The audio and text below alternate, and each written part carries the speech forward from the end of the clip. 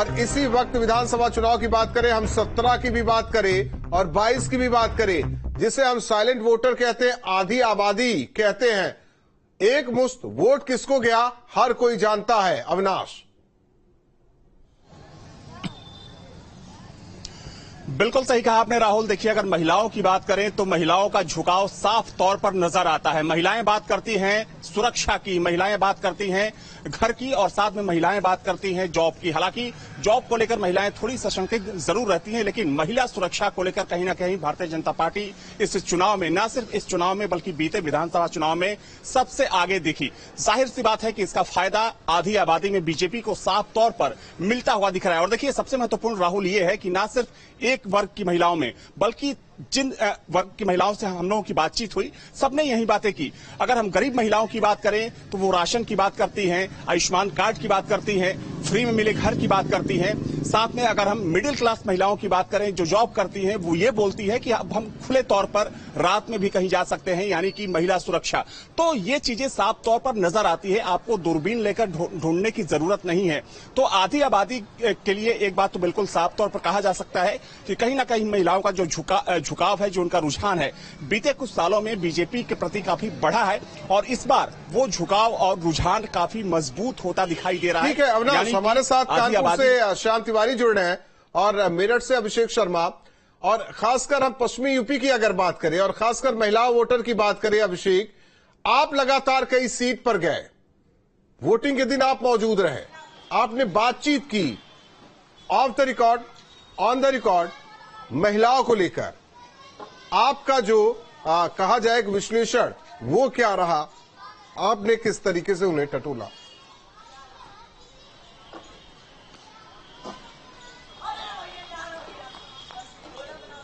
आई मुझे पश्चिमी उत्तर प्रदेश हमेशा से रहस्यमयी है और बीजेपी के लिए सिरदर्द भी अगर कहीं है तो पश्चिमी उत्तर प्रदेश में है।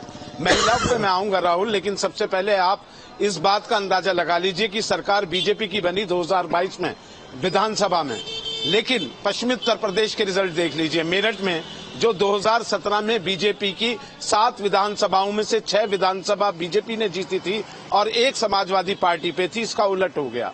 4 समाजवादी पार्टी के पास आ गई और 3 बीजेपी के पास रह गई। बगल के जिले में चलने मुजफ्फरनगर में तो 6 विधानसभा, 1 शहर सीट सिर्फ बीजेपी पे रह गई, 4 लोकदल पे चली गई और 1 समाजवादी पार्टी पे आ गई। अब इस चुनाव में आए तो जो बीजेपी को पसंद करने वाली महिलाएं हैं उनका बिल्कुल जो अविनाश बता रहे थे वो कारण उन्होंने गिनाया। लेकिन इस बार जो सबसे बड़ी एससी और एसटी की जो वोटर महिलाएं थी जिन्होंने पिछली बार बीजेपी को वोट किया, उनमें से कई ऐसी वोटर्स थी जिन्होंने इस बार किया कि महंगाई है, रोजगार नहीं है और संविधान का मुद्दा महिलाओं ने छेड़ा। मैं ये नहीं कह रहा हूं, जो अपर कास्ट की महिलाएं थी, जो शहरी वर्ग था, उनसे अलग जहां हम एससी एसटी की बस्तियों में गए, उन पोलिंग बूथ्स पे गए तो महिलाएं जहां पिछले चुनावों में एक पैटर्न पे वोट करती दिखाई देती थी, चाहे वो एससी एसटी की हो, जर्नल की हो, लेकिन इस बार महिलाएं, मुस्लिम महिलाओं ने वोट गठबंधन को चुना है। अंदर खाने कुछ एक वोट बीजेपी को अगर वो कर सकती हैं, जैसे 14 में 3 तलाक के मुद्दे को लेकर या 19 में दावा किया गया था कि 5 लाख में से 3,000 वोट, 2,001 वोट मुस्लिम महिलाओं ने बीजेपी को कर दिया। इस बार देखना होगा कि वो कितने हजार वोट मुस्लिमों के बीजेपी को पड़े हैं। लेकिन इस बार जो इलेक्शन में देखा, पश्चिमी उत्तर प्रदेश में ये राड़ का इलेक्शन एक तरीके से कह सकते हैं। ये तीनों तरफ बटा दिखाई दिया और खासकर 2 जगह मुकाबला साफ साफ दिखाई दिया। बिल्कुल, चलिए लौटेंगे आपके पास में अभिषेक, अब क्योंकि हमारे साथ में विनीत भी जुड़े हुए हैं आगरा से, लेकिन कानपुर का रुख करेंगे जहां से श्याम तिवारी हमारे साथ में बने हुए हैं। श्याम, कानपुर की जनता को साधने के लिए खुद प्रधानमंत्री नरेंद्र मोदी पहुंचे थे कानपुर में, बहुत बड़ी रैली उन्होंने की थी। रैली का जो मकसद था वो यही था कि जनता से ज्यादा कनेक्ट कर पाए। आप जनता के बीच में गए हैं, ग्राउंड जीरो पर रहे हैं, आपने हर चरण का चुनाव कवर किया है, आप ये ज्यादा बेहतर तरीके से बता पाएंगे कि आखिर जनता ने किस आधार पर आखिर किस पार्टी को वोट किया है, मुद्दे क्या रहे हैं इस बार?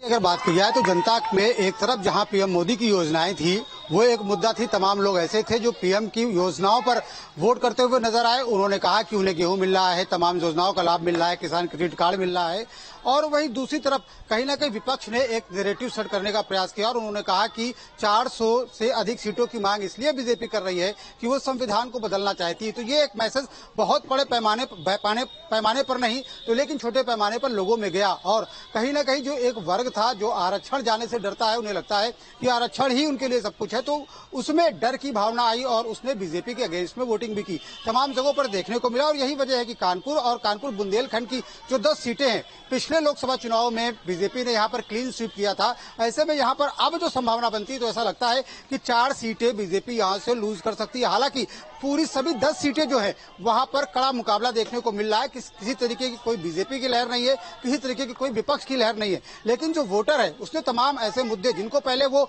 इश्यूज नहीं मान रहा था, लेकिन चाहे बेरोजगारी का मुद्दा हो, चाहे रोजगार का मुद्दा, और उसके बाद जिस तरीके से नैरेटिव सेट किया गया कि आरक्षण खतरे में, इस मुद्दे को उन्होंने मुद्दा माना और इसको लेकर के तमाम जगहों पर वोटिंग भी हुई है। लेकिन देखना यह होगा कि ये वोटिंग कितनी हुई है, कितना वोटर शिफ्ट हुआ है। अगर 80 वोटर्स की बात की जाए तो वो वोट अगर शिफ्ट हुआ है तो क्या वो बीएसपी की तरफ गया या फिर उसने विकल्प के तौर पर गठबंधन को चुना? क्योंकि कानपुर की अगर सबसे बड़ी जीत की बात की जाए तो पिछली बार सबसे बड़ी जीत झांसी में निकल करके, कानपुर बुंदेलखंड की बात की जाए तो झांसी में निकलकर सामने आई थी, जहां बीजेपी के प्रत्याशी अनुराग शर्मा 5 लाख वोटों से जीते थे। लेकिन इस बार वहां पर प्रदीप जैन आदित्य बहुत अच्छा चुनाव वहां पर लड़े, लेकिन फिर भी सवाल सबसे बड़ा यही उठता है कि 5 लाख की लीड को कवर करना क्या आसान है? सब इसी तरीके के हालात तमाम दूसरी जगहों पर है। कानपुर की अगर बात कर लिया पर्टिकुलर, तो कानपुर की जो सीट है वहां पर पीएम मोदी ने प्रचार किया था, जिससे कानपुर और कानपुर देहात यानी कि अकबरपुर लोकसभा सीट को भी साधने का प्रयास किया गया। इन दोनों सीटों को साधने के लिए तमाम मैसेज दिए गए, लेकिन यहाँ पर कानपुर में जिस तरीके से बाहर से प्रत्याशी उतारा गया, जिसको लेकर के जो संगठन के लोग हैं उनमें नाराजगी देखने को मिली, एकजुटता नहीं दिखी, प्रचार में तमाम लोग साथ में नजर नहीं आए, तो इसका नुकसान बीजेपी को होता हुआ नजर आया। वही दूसरा, कानपुर की जो सीट है वो ब्राह्मण बाहुल्य सीट मानी जाती है, जिसमें ब्राह्मण मतदाता निर्णायक स्थिति में, तो ऐसे में गठबंधन और बीजेपी दोनों ही तरफ से जो ब्राह्मण प्रत्याशी उतारे गए, तो ऐसे में ब्राह्मण वोटों का बंटना, साथ ही साथ जो 3 विधानसभा सीटें यहाँ पर आती हैं वो सपा के पाले में जाती हैं और 2 विधानसभा सीटें वो बीजेपी के पाले में है। तो ऐसे में यहाँ पर भी मुकाबला बेहद रोमांचक मनाया जा रहा है कि दोनों ही पक्षों में, चाहे गठबंधन में या फिर बीजेपी में, जीत हार का अंतर 50,000 के आसपास होगा। वो इधर भी हो सकती है, उधर भी हो सकती है। यही हालात यहाँ की देखिए, वोटिंग परसेंटेज से यही हो रहा था कि जीत हार का जो मार्जिन रहेगा वो थोड़ा कम हो सकता है। विनीत दुबे हमारे साथ आगरा से जुड़े हुए सहयोगी। विनीत भी कई जगह पहुंचे, लगातार वो वोटिंग के दिन कई बूथों पर घूमते नजर आए। विनीत, ब्रज क्या कहता है ये समझना बेहद जरूरी होगा, क्योंकि अगर हम मथुरा की बात करें या आगरा की बात करें, फतेहपुर सीकरी की बात करें, फिरोजाबाद की बात करें, आगे बढ़ते हैं इटावा की बात करें, मैनपुरी की बात करें, कन्नौज की बात करें, तो एक ये इलाका जो है जिसे कहा जाए कि एक तरफ गठबंधन, उसमें भी खासकर समाजवादी पार्टी का प्रभाव और दूसरी ओर कुछ बीजेपी का प्रभाव, तो आपने क्या पाया, आपने क्या टटोला और क्या समझने की कोशिश की, और आप का क्या सटीक विश्लेषण रहा है? अगर हम बोले कि एनडीए को कितना मिलेगा, इंडिया को कितना मिलेगा, अदर पर कितना जाएगा?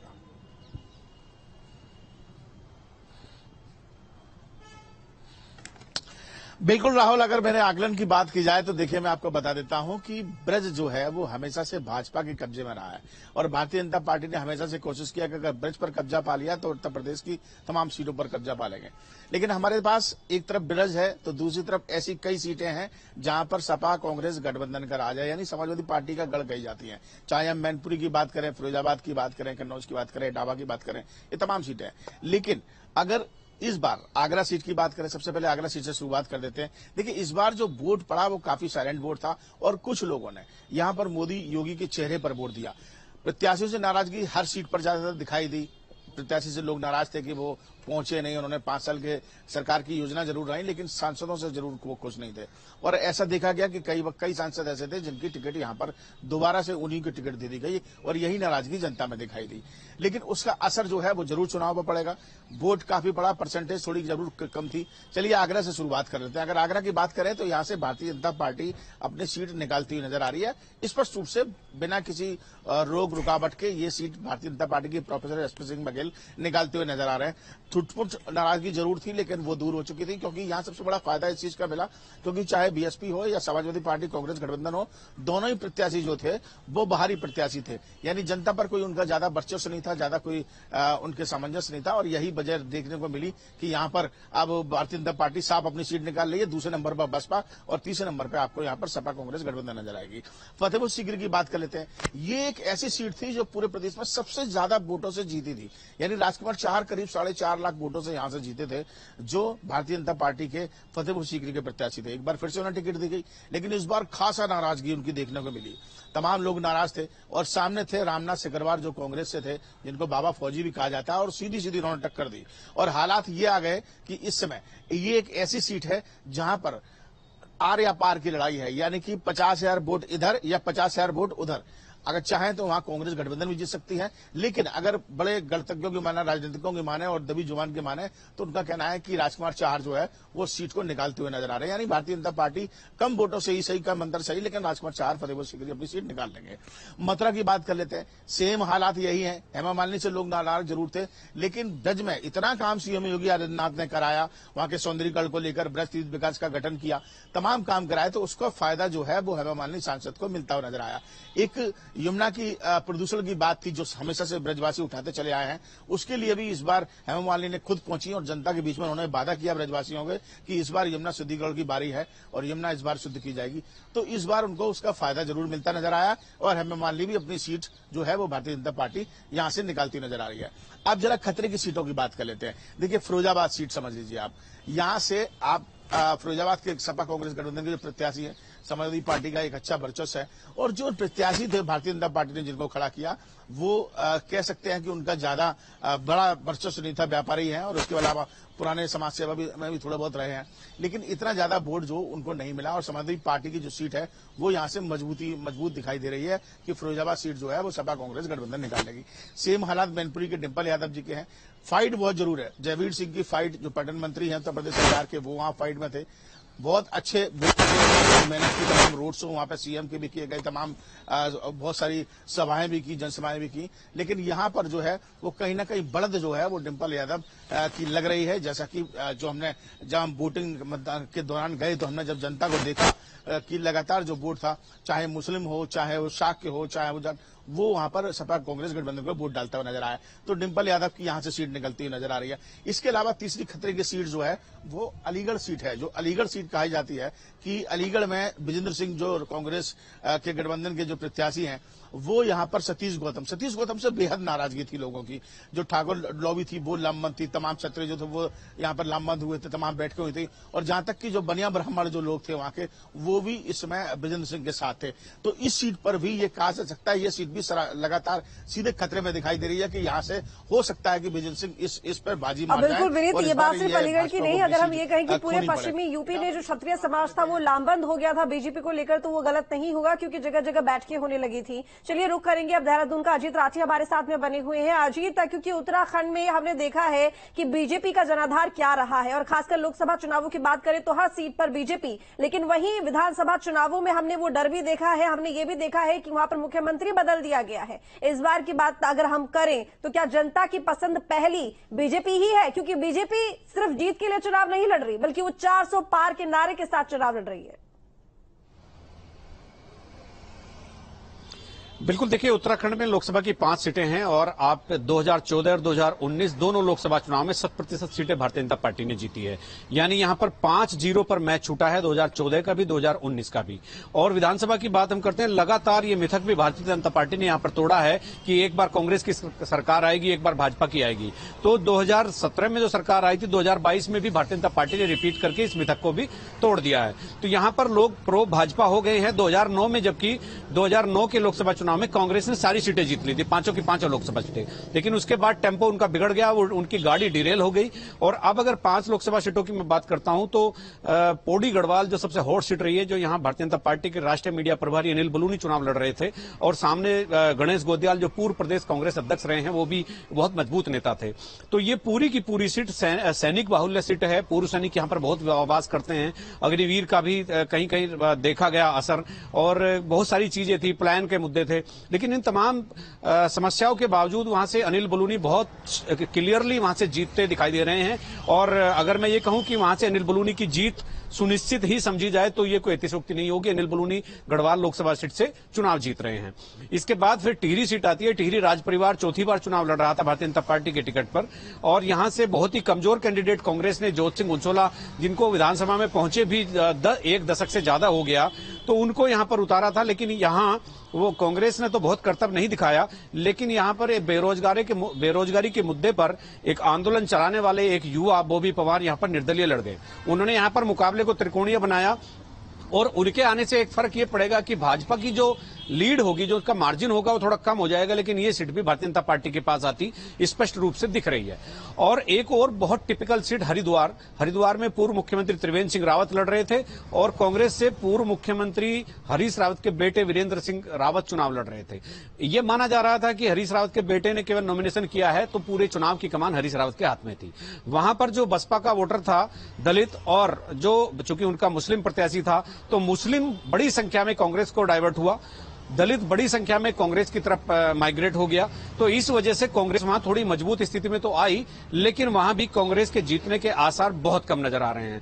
हरिद्वार ऐसी सीट है, हरिद्वार की जिले की 11 विधानसभा सीटें उसमें आती हैं, और 3 विधानसभा सीटें देहरादून जनपद की आती हैं। तो ये जो पूरा का पूरा कॉम्बिनेशन है, तो त्रिवेंद्र सिंह रावत चूंकि इसी कॉन्स्टिट्यूएंसी की एक डोईवाला सीट है, वहां से विधायक होते रहे हैं 20 साल तक, तो कुल मिलाकर उनको वो भी फायदा मिल रहा है। दूसरा, उनको कैडर वोट का बहुत बड़ा फायदा मिल रहा है। तीसरा, इस सीट पर ध्रुवीकरण होने के चांस सबसे ज्यादा रहते हैं। तो मार्जिन भले ही कुछ भी हो, लेकिन ये सीट भी पूरी तरह से भारतीय जनता पार्टी के खाते में आती दिख रही है। अब एक सीट है नैनीताल उधम सिंह नगर जिसका नाम है, तो वहां से केंद्रीय रक्षा राज्य मंत्री अजय भट्ट चुनाव लड़ रहे हैं। लेकिन कांग्रेस ने कैंडिडेट वहां भी बहुत ही कमजोर उतारा, जो पिछली बार विधानसभा का चुनाव भी कालाडूंगी से हार गया था। यानी कि आपके मुताबिक 5 की 5 सीट एक बार फिर बीजेपी के खाते में। धन्यवाद आप सभी का हमारे साथ जुड़ने के लिए और विस्तार से जानकारी देने के लिए। और आप लोगों ने जो आकलन किया उस